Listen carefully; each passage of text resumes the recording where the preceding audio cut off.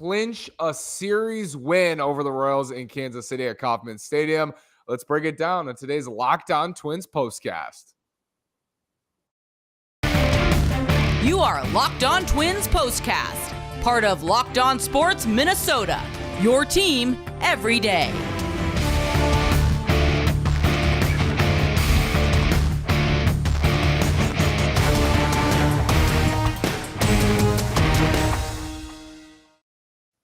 And welcome to another edition of our Locked On Twins postcast. I'm the host of Locked On Twins, Nash Walker, here with writer and reporter at Access Twins, Brandon Warren.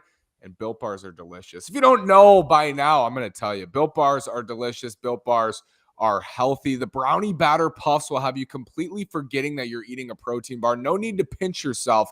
This is real life. Go to Built.com and get brownie batter puffs now. Use promo code LOCKED15 when you go over to Built.com. Brandon, Twins clinch a series win over the Royals. We talk about this 15-game stretch. They're now 2-0 to start in it. Felt pretty good coming in with Joe Ryan on the hill. What'd you think of him tonight? Yeah, he was good. 20-8 since the Twins opened 4-8. They're on pace, as I tweeted, to win 97 games. Wow. So I'm going to go out on a limb right now, and I don't know what this is going to mean. Take it with a grain of salt from the guy who said all last year that this Twins team is going to be okay. Last year's team wasn't okay, but this team is special. This is a very special Minnesota Twins team. And yeah, Joe Ryan, I mean, went out and did exactly what you need of him.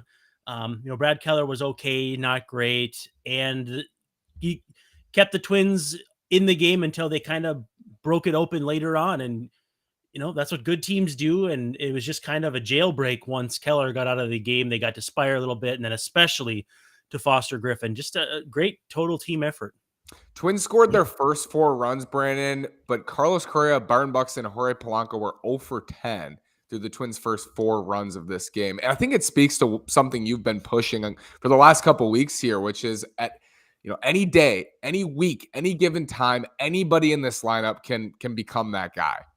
Batters 5 through 9 each had 1 hit. No more than 1 hit, no less than 1 hit. That is the epitome of balance, and it's a good team effort. I know we don't really necessarily believe in hitting being contagious, and I get where that comes from, but there's just enough of it that when one side falters, the other side picks it up. And another hitless game for Buxton. That slash line certainly not as impressive as it was a couple weeks ago, but he'll heat up. Polanco will heat up. They were a combined 0 for 7, and the Twins still scored 9 runs. You can't say enough about this offense.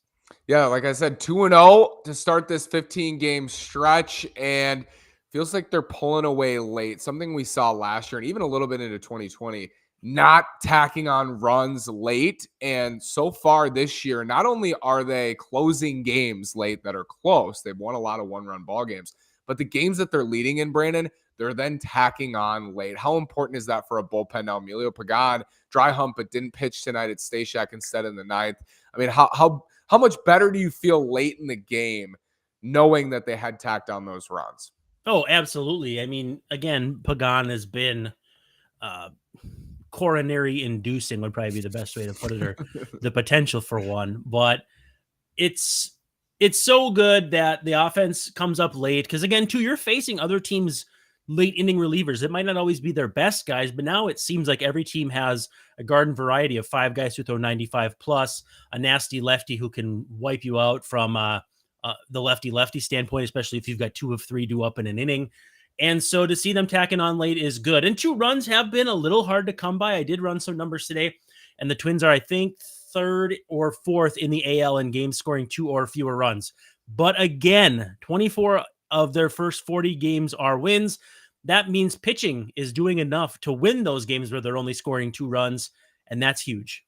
Let's go back to Joe Ryan. He's now pitched 70 innings in the big leagues for the Twins, a sub-3 ERA, 13 starts. I believe tonight was his 8th start of the season in 2022. And, I mean, even his poorer starts, like at Camden against the Astros, he still finds a way to limit damage. And what did you think today, Brandon, of that Zach Greinke comp? I believe it was LaTroy Hawkins compared Ryan to Greinke, which you can see, like, even Greinke today limits damage in tough spots, and we've seen a lot of that from Joe Ryan in his young career. When I see pitchers like Ryan succeed, I always think that they have that secret sauce because when you look at a pitcher who throws in the high 90s like Hunter Green, he can strike everybody out. He doesn't even have to have a good slider, good changeup. Then you've got the guys with like the Johan Santana changeup, so you understand why he's great. The guys that you look at and they just turn in inning after inning after inning, you're just kind of like, well, what's that special sauce? Like Jose Quintana back in the White Sox days where he'd be just awesome. I just think Joe Ryan has that. And whether it's something analytical like fastball spin rate up in the zone, Jake Odorizzi to me kind of had that too, where you'd watch Jake Odorizzi and you'd be like, he's going 6 innings, 5 1/3, 2 earned, 6 strikeouts. And at the end of the year, those numbers look pretty dang good. And you're not really sure as a casual observer who maybe just looks at a stat sheet, how does that happen? Joe Ryan, to me, has that special sauce, and they got him for 2 uninspiring months of Nelson Cruz in a Rays uniform. Absolutely masterclass there. Twins have been favorites in a lot of these games in the weaker part of their schedule, and they've cashed in. Go over to betonline.net if you want to bet the Twins. If you think the Twins are due for a loss tomorrow or in the next couple of days, go over to betonline.net.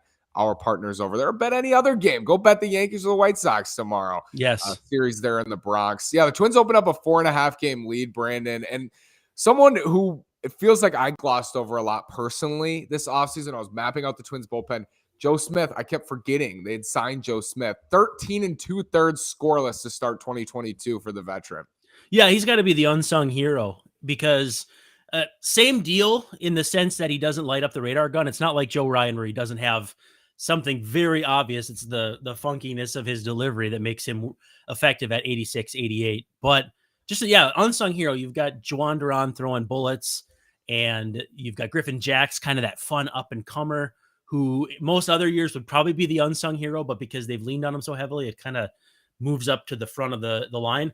But yeah, for me, Joe Smith he's been the glue that has kept this bullpen together. And you think about guys like that would maybe fizzle out with the loss of specialists. I mean, lefty specialists even more so, but a righty who usually wouldn't get lefties out that well. I have not noticed many issues with him getting lefties out either, or looking like he was susceptible. So just an absolutely terrific signing, and one that I think we all kind of took for granted when it happened as like, oh, is it a minor league deal? Is he going to maybe make the team? No, he's making the team, and he's one of their better relievers right now. White Sox Yankees doubleheader tomorrow. Twins will play tomorrow as well in the series finale. If the White Sox drop both those games and the Twins find a way to win, that's a 6-game lead in the American League Central to start next week. Big time opportunity. Of course, they can't control what happens in the Bronx, but they can control what happens at Kauffman. Bailey Ober, returning from the injured list, will face sounds like Brady Singer, who was very, very good his last time out against the White Sox. But I was going to make a chart. Are you a right-handed starter? Yes. Do you have a good slider? Yes. You can beat the White Sox. That's what I've said before about that lineup. You need Josh Donaldson. We won't talk about Josh Donaldson today because that's a whole big hornet's nest. But you need Josh Donaldson to do you a favor and grab a sweep in the Bronx tomorrow and really get the Twins rolling here moving into next week. Yeah, Bailey Ober, Brady Singer. What do you expect to see from Ober tomorrow, Brandon, in terms of workload? Yeah, I was thinking, let's see, Ryan threw 79. Not that Ryan's going to affect, but just, they're not stretching guys even still really to this point. I'm thinking probably 70. He only made one rehab start. He was out 20 games. Yeah, 65, 70, 75 probably. And I haven't gotten the vibe that they've really run him harder than last year until he got hurt, of course. But yeah, I'm not expecting it to be too extensive. And again, too, the fact that they didn't have to use Duran, even Duffy, a few other guys, they're in a good spot. And they did too cycle another arm out with Trevor McGill. Make sure I say the right McGill brother coming up. So they've got some arms. They should be in good shape tomorrow. And I'm really excited to see Brady Singer too. I've been a big fan since his days in college. So we'll see what happens. Very exciting. Twins win again, 24-16 in first place. Have been in first place for a long time. It's going to be a lot of days, it feels like, in first place, hopefully, for the Twins on this stretch. Brandon, thank you so much. We will be back tomorrow to break down the Bailey Ober start, the Brady Singer start, and just the entire game and series. Thank you so much for watching, listening. Check us out on YouTube. Like, subscribe, comment, Locked On Sports Minnesota. Let us know what you think. Leave a review in Apple Podcasts. We've been loving this, and I hope you are too. Brandon, thank you. We'll be back tomorrow afternoon.